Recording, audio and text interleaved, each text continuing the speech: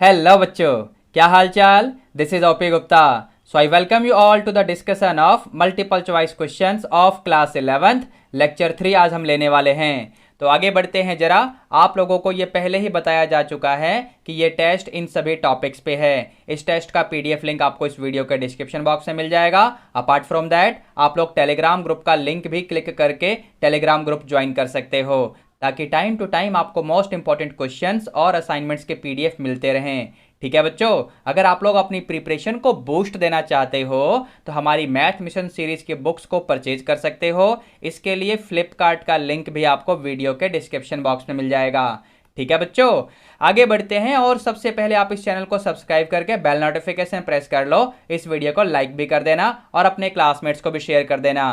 ठीक है बच्चों, अब जैसा कि मैं आप लोगों को पहले ही बता चुका हूं, ये टेस्ट 1 घंटे का टेस्ट है और मैक्सिमम मार्क्स 45 मार्क्स हैं। अभी तक हम लोगों ने कितने क्वेश्चन सॉल्व किए हैं? क्वेश्चन 1 से लेकर क्वेश्चन नंबर 10 तक हमने लेक्चर 1 में सॉल्व किया था। अगर आपको ध्यान हो, क्वेश्चन 1 से क्वेश्चन 10 तक। फिर लेक्चर 2 में हमने क्वेश्चन 11 से लेकर क्वेश्चन नंबर 25 तक। तो आज की क्लास हम स्टार्ट करेंगे क्वेश्चन नंबर 26 से। तो ये रहा क्वेश्चन नंबर 26। देखते हैं यहां पर क्या बोला हुआ है। यहां पर हमें एन ऑफ ए की वैल्यू दे रखी है, एन ऑफ बी की वैल्यू दे रखी है, N of A intersection B की वैल्यू दे रखी है और हमसे N of A union B पूछा गया है। सिंपल सा डायरेक्ट फॉर्मूला लग जाएगा। N of A union B क्या होता है? N of A plus N of B minus N of A intersection B. यहां पर वैल्यूज को पुट कर दो। 3 + 6 - 2 यानी क्या आंसर आ जाएगा बच्चों? 9 - 2 यानी 7। यानी ऑप्शन बी में आप यहां पर मार्किंग कर सकते हो क्वेश्चन 26 की। ठीक है, आगे बढ़ते हैं क्वेश्चन नंबर 27 की तरफ। यहां पर एक सेट ए दे रखा है, एक सेट बी दे रखा है। The total number of functions from A to B, यानी अगर कोई फंक्शन एफ डिफाइंड है ए से बी में, तो आपको यह बताना है कि यहां पर टोटल कितने फंक्शंस बनेंगे। अगर सेट ए के नंबर ऑफ एलिमेंट्स काउंट करो तो 2 हैं, सेट बी के नंबर ऑफ एलिमेंट्स देखोगे तो 3 हैं। तो टोटल नंबर ऑफ फंक्शंस कितने बनेंगे बच्चों? Total number of functions. इस कंसेप्ट के ऊपर एक क्वेश्चन मैं ऑलरेडी ले चुका हूं। लेक्चर 1 में लिया था कि लेक्चर 2 में लिया था? एक बार चेक करके आओ। तो यहां पर आपको मिलेगा 3 की पावर 2 यानी 9। यानी option B of question number 27 will be absolutely correct. बात समझ आई सभी को? ठीक है बच्चों, अब आगे बढ़ते हैं क्वेश्चन नंबर 28 की तरफ। ये रहा क्वेश्चन नंबर 28। यहां पर हमें इस फंक्शन का डोमेन निकालना है बच्चों। देखो यहां पर डिनोमिनेटर में ये जो दे रखा है ना, ये ग्रेटेस्ट इंटीजर फंक्शन है। और ये जो फंक्शन है ना, क्योंकि यहां डिनोमिनेटर का केस है, तो यहां पर डिनोमिनेटर कभी 0 नहीं होना चाहिए। तो हम ये पता करेंगे कि ग्रेटेस्ट इंटीजर ऑफ एक्स की वैल्यू 0 कब होती है। अब ग्रेटेस्ट इंटीजर ऑफ एक्स की वैल्यू 0 कब होती है बच्चों? तो ये 0 वैल्यू तब देगा जब x आपका इस इंटरवल में लाई करे। समझे? तो इसका मतलब ये हुआ कि फंक्शन f कब डिफाइंड होगा? Function fx will be defined only if function fx is defined only if x belongs to all real number excluding these values from this interval. तो इस इंटरवल को हम क्या लिखेंगे? इस इंटरवल को हम लोग ऐसे लिखेंगे। तो ऐसा आपको ऑप्शन डी में दिख रहा होगा। यानी क्वेश्चन नंबर 28 का ऑप्शन डी बिल्कुल ठीक हो गया बच्चों। ठीक है ना, आगे बढ़ते हैं क्वेश्चन नंबर 29 की तरफ। ये रहा क्वेश्चन 29 बच्चों। यहां पर आपके इस फंक्शन का डोमेन ही पूछा गया है, क्योंकि x बिलोंगिंग टू लिखा हुआ है। तो यहां पर जैसा कि आप देख रहे हैं, स्क्वायर रूट का केस है। तो स्क्वायर रूट के अंदर का जो भी कंटेंट है ना, ये हमेशा पॉजिटिव होना चाहिए या फिर 0 होना चाहिए। मतलब ये नेगेटिव नहीं हो सकता। तो यहां से कंक्लूजन ये निकलेगा कि modulus of x will be greater than और equal to x, which is true for all x belonging to real numbers. इसका मतलब यहां पर ऑप्शन ए सही हो जाएगा क्वेश्चन नंबर 29 का। ठीक है बच्चों, आगे बढ़ते हैं क्वेश्चन 30 को देखते हैं। क्वेश्चन 30 में हमें क्या दिया हुआ है? इस फंक्शन का हमें रेंज बताना है। देखो यहां पर फंक्शन है मॉड्यूलस ऑफ एक्स। अब मॉड्यूलस ऑफ एक्स की जो वैल्यू होती है ना, वो इस इंटरवल में चलती है। ठीक है बच्चों, तो यहां से अगर मैं -1 से मल्टीप्लाई कर दूंगा ना, तो इनइक्वालिटी आपकी चेंज हो जाएगी बच्चों। ध्यान से देखो, आपको ऐसा मिलेगा। और इसको अगर मैं रीराइट करूं तो बीच में आपका फंक्शन fx आ गया और देखो इस तरीके से। तो यहाँ से आपको रेंज समझ में आ ही गया होगा, हमें रेंज मिलेगा -∞ से 0 को इंक्लूड करते हुए। तो ऐसा आपको ऑप्शन डी में दिख रहा होगा। क्वेश्चन नंबर 30 का ऑप्शन डी बिल्कुल ठीक हो गया बच्चों, ठीक है ना। क्वेश्चन 31 को देखते हैं, इसमें क्या बोला हुआ है बच्चों। यहां पर हमें इस फंक्शन का रेंज निकालना है। फंक्शन का रेंज निकालने के लिए सबसे पहले मैं इसका डोमेन तो निकाल लूं। यहां पर ये जो फंक्शन है ना, स्क्वायर रूट फंक्शन है, तो इसका मतलब स्क्वायर रूट के अंदर वाली चीज हमेशा ग्रेटर देन या इक्वल टू 0 होनी चाहिए। यहां से अगर आप ध्यान से देखेंगे तो x square will be less than और इक्वल टू 25। बात समझ आ रही है। इसका मतलब ये हुआ कि x की वैल्यू -5 से 5 के बीच में चलेगी। तो इसका डोमेन आपको मिल चुका है बच्चों। Domain of the function will be x belonging to -5, close interval. Domain तो पूछा नहीं है, रेंज पूछा है, लेकिन रेंज निकालने के लिए हम डोमेन से ही अपना रास्ता निकालेंगे।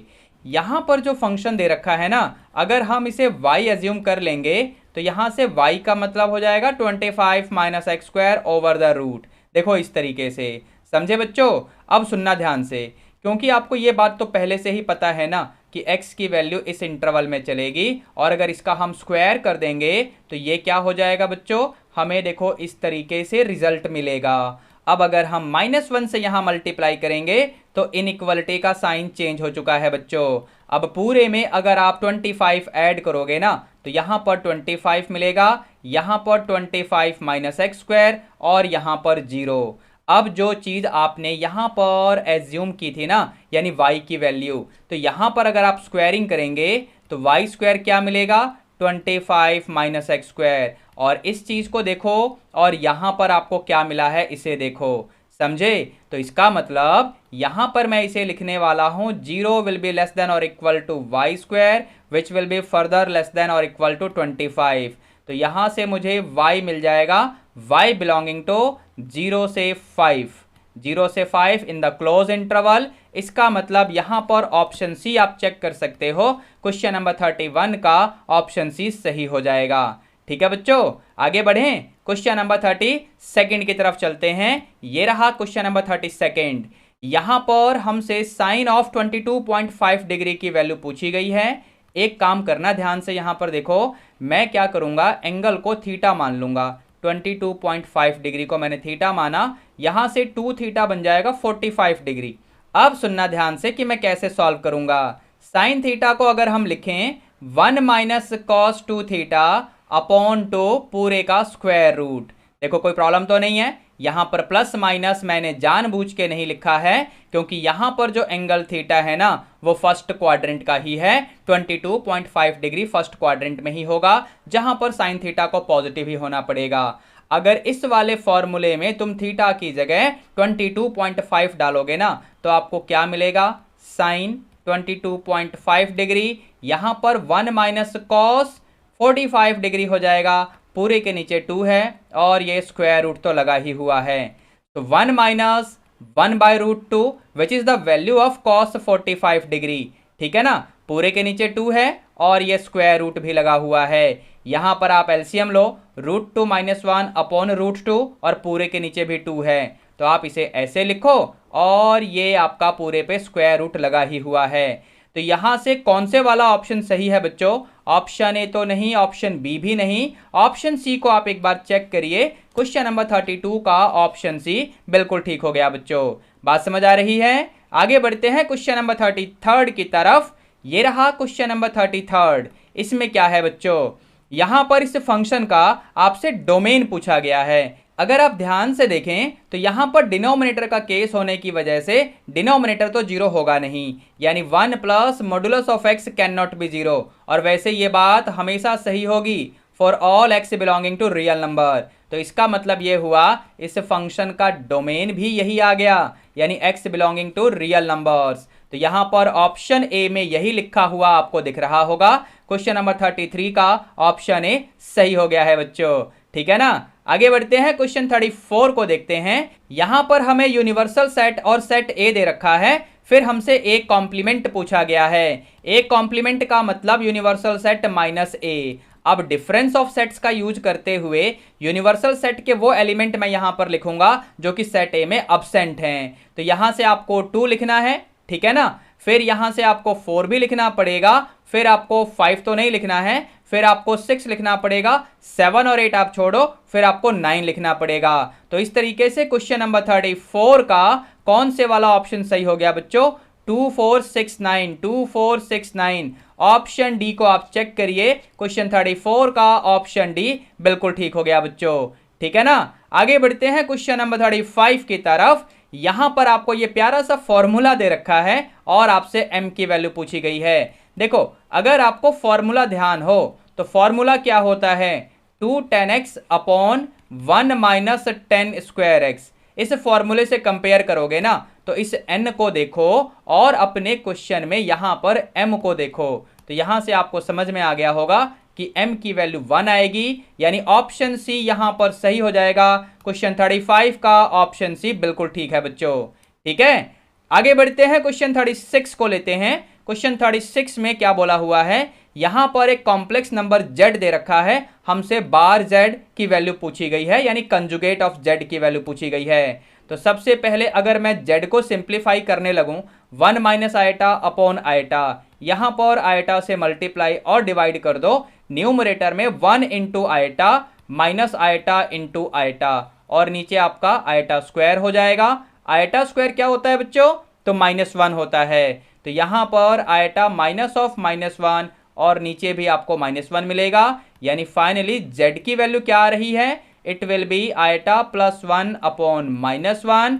तो यहां से आपको z मिलेगा -1 माइनस आयटा। अब आपको निकालना था बार z, तो बार z यानी -1 प्लस आयटा, -1 प्लस आयटा, यानी ऑप्शन बी आप चेक करिए, क्वेश्चन नंबर 36 का ऑप्शन बी सही हो गया बच्चों, ठीक है ना। आगे बढ़ते हैं, क्वेश्चन 37 को लेते हैं। यहां पर क्या पूछा गया है बच्चों? तो इस क्वेश्चन में हमें एक एंगल दे रखा है जो कि डिग्री में है, हमें यह बताना है कि रेडियन में यह किसके इक्वल होगा। देखो, यहां पर ऑप्शंस को एनालाइज कर लो या फिर डायरेक्ट फॉर्मूला भी लगा सकते हो, जो कि आपको पता ही होगा। डिग्री वाले एंगल को पाई अपॉन 180 से मल्टीप्लाई कर दो, आपको रेडियन वाला एंगल मिल जाएगा। बात समझ आ रही है? डिग्री वाले एंगल को पाई अपॉन 180 से मल्टीप्लाई करो, आपको रेडियन वाला एंगल मिल जाएगा। इस तरीके से आप कर सकते हो। मैं यहां पर ऑप्शंस को एनालाइज करूंगा। 3 इंटू 45, एक बार सॉल्व करके देखो। 45 मतलब π/4 की वैल्यू रखी है मैंने। अब ये आपका 225 डिग्री नहीं बनेगा, ये 135 डिग्री बनेगा।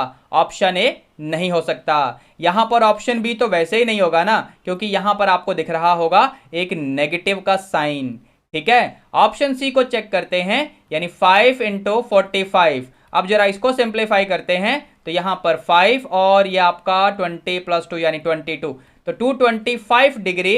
इसका मतलब ये हुआ कि यहां पर ऑप्शन सी सही हो जाएगा क्वेश्चन नंबर 37 के लिए, ठीक है जी। आगे बढ़ते हैं क्वेश्चन नंबर 38 की तरफ। यहां पर आपको सेट ए और सेट बी दे रखा है, इसके बाद एस डिफाइंड किया गया है फ्रॉम ए टू बी, और एस की वैल्यू भी आपको दिख रही होगी, ठीक है ना। तो आपको बताना है कि एस क्या है। देखो, सबसे पहली बात, ये रिलेशन तो है, लेकिन क्या ये सिर्फ रिलेशन है? चलो इसका एरो डायग्राम बना के देखते हैं। ये आपका सेट ए हो गया और ये आपका सेट बी हो गया। यहां पर जो एलिमेंट्स हैं सेट ए के वो 1 2 3 हैं, और सेट बी में आपको एलिमेंट्स मिल रहे हैं 4 5 एंड 6। तो यहां पर आपको दे रखा है 1,4, ठीक है ना। रिलेशन में आप चेक करो, एस को फिलहाल मैं रिलेशन बोल रहा हूं। 2,5, ठीक है बच्चों। फिर आपको दे रखा है 3,6। तो यहां पर अगर आप फंक्शन के डेफिनेशन को भी रिकॉल करेंगे ना, तो आपको लगेगा कि ये रिलेशन भी है और ये फंक्शन भी है। तो इसका मतलब रिलेशन ओनली, ऑप्शन ए को हम ठीक नहीं कर सकते। ऑप्शन बी में फंक्शन ओनली, इसको भी ठीक नहीं कर सकते। ऑप्शन सी ही ठीक होगा, क्योंकि ये रिलेशन भी है और फंक्शन भी है, ठीक है बच्चों। यानी क्वेश्चन नंबर 38 का ऑप्शन सी बिल्कुल ठीक हो जाएगा बच्चों। बात समझ आई? आगे बढ़ते हैं, क्वेश्चन 39 को लेते हैं। यहां पर हमें एक कॉम्प्लेक्स नंबर दे रखा है और इसका आर्ग्यूमेंट पूछा गया है। तो यहां पर आप क्या करो, सबसे पहले निकालो tan थीटा। इसके लिए आप क्या करो, यहां पर जो इमेजिनरी पार्ट है ना, उसे रियल पार्ट से डिवाइड करके इसका मॉडुलस ले लेंगे, ये बन जाएगा √3। तो यहां से मुझे थीटा की वैल्यू क्या मिलेगी, इट विल बी π/3। अब आपका जो कॉम्प्लेक्स नंबर है ना, आपका जो कॉम्प्लेक्स नंबर है ये कौन से क्वाड्रेंट में है, this complex number lies in third quadrant, this lies in third quadrant. इसलिए जब आप आर्ग्यूमेंट ऑफ कॉम्प्लेक्स नंबर निकालोगे तो थीटा माइनस पाई करना पड़ेगा, यानी π/3 माइनस पाई, सिंप्लीफाई करो -2π/3 आएगा। यानी क्वेश्चन नंबर 39 का कौन से वाला ऑप्शन सही हो गया बच्चों, यहां पर आप देख लो ऑप्शन बी में यही लिखा हुआ है। बात समझ आई?